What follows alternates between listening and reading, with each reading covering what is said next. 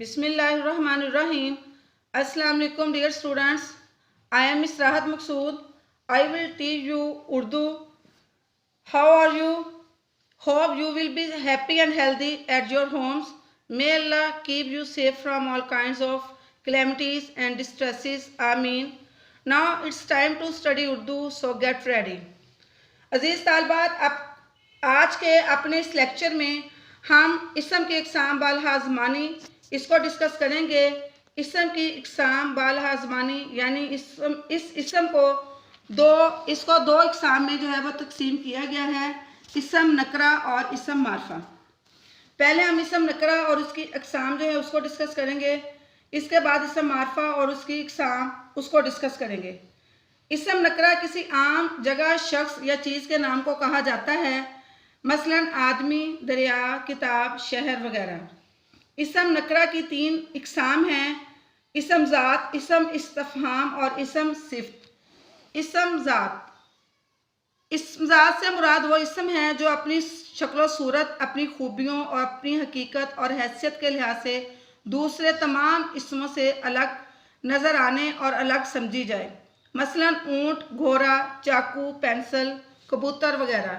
इन इसमों में से हर इसम दूसरे इसम से अलग है, ये इसकी ज़ात है। इसम ज़ात की 5 इक़साम हैं, इसम आला, इसम सौत, इसम ज़रफ़, इसम मुसग्गर और इसम मुकब्बर। इसम आला वो इसम नकरा है जो किसी औजार या हथियार के तौर पर इस्तेमाल हो, मसलन चाकू, छुरी, तलवार, पिस्तौल, बंदूक वगैरह।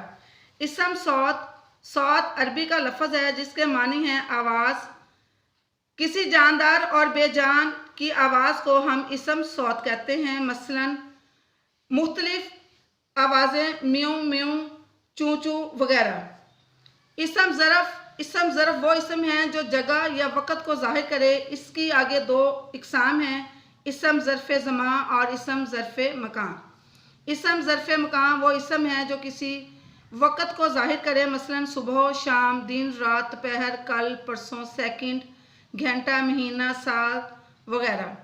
और इसम ज़रफ़े मकान वो इसम जो किसी जगह या मुकाम की निशानदही करे, मसलन मस्जिद, मकतब, सुराही, शिफाखाना, सब्ज़ी मंडी, ईदगाह, मशरक़, मग़रिब वगैरह।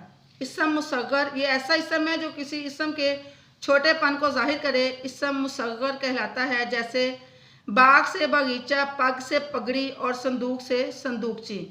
इसम मुकब्बर ऐसा इसम है जो किसी चीज़ के बड़ेपन को ज़ाहिर करे, जैसे बाज से पतंगर, सवार से शहसवार और ज़ोर से शाहज़ोर वगैरह।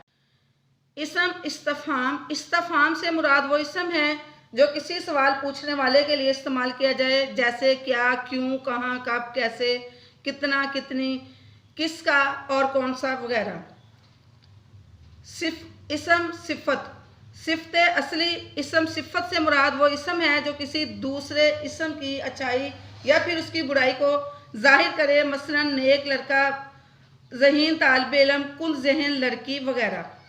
इसम मौसूफ़ जिस इसम की सिफ़त बयान की जाए उसे मौसूफ़ कहते हैं, मसलन ऊपर वाले जुमलों में लड़का, आदमी, तालिब इल्म, लड़की, लिबास अहम मौसूफ़ हैं।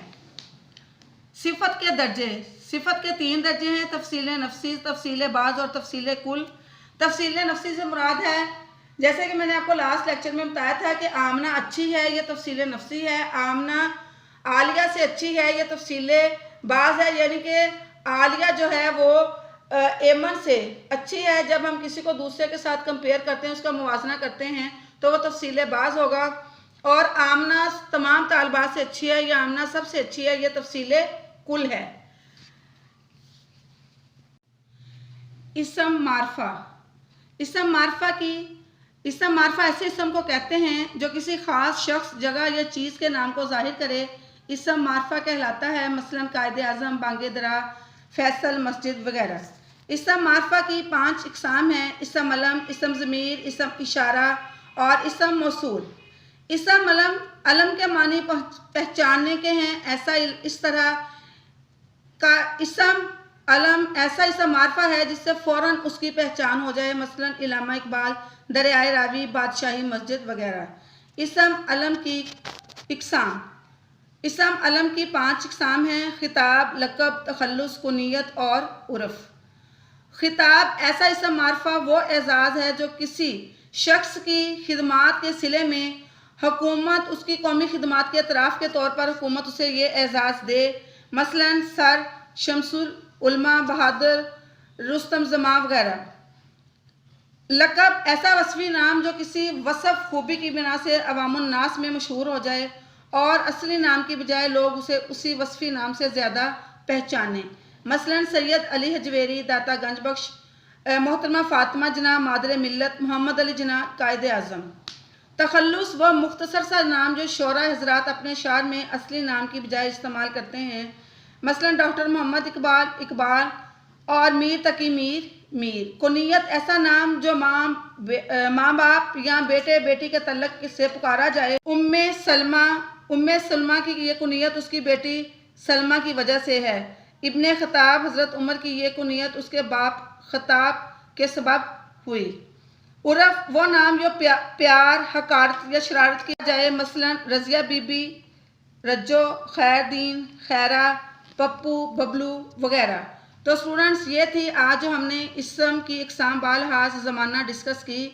اگر آپ کو اس میں کسی بھی قسم کا کوئی ابہام یا کوئی کنفیوژن، کوئی ایسی بات جو آپ کی سمجھ میں نہ آئی تو کائنڈلی آپ ضرور اس کو میرے ساتھ ڈسکس کریں اور میرے سے اس کے بابت یا اس کے بارے میں سوالات جو ہیں وہ ضرور کریں.